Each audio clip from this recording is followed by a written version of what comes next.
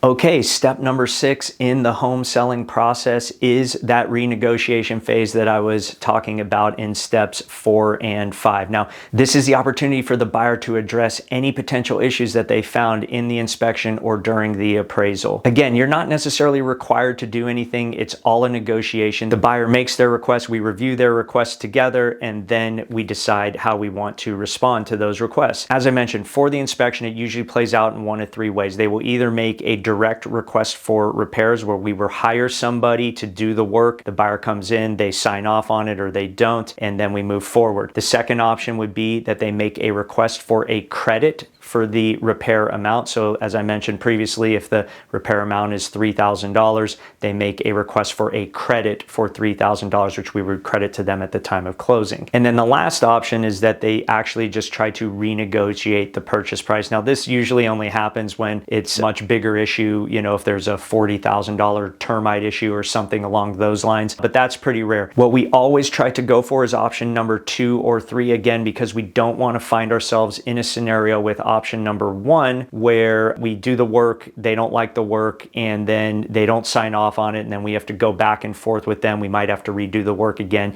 So it's always just easier and cleaner if we focus on options 2 or 3 if we decide that a negotiation is the best way to proceed. Now, for the appraisal, same thing. It will work out in one of 3 ways. If the appraisal happens to come in low, the buyer can pay the difference if they want to. They can also request us to reduce our price to the amount that's equal to the appraisal. So if they offered $1 million on the property and the appraisal came in at $900,000, they would ask you to reduce the price to $900,000, and then that would be our go forward sales price. Or lastly, the third option is we end up somewhere in between. Same thing. In this scenario, we usually try to opt for number 1, have them pay the difference, or option number 3, where we end up somewhere in the middle. And usually what we see is with number 3, we find a nice landing point for both parties that everyone feels comfortable moving forward with. So please keep in mind that this is all part of the process. 99% of the time when a buyer finds some type of issues, there's going to be a renegotiation. This is super common. It's nothing personal. It's just part of the process. The buyer wants to move into a safe home. They want to pay the right price for it.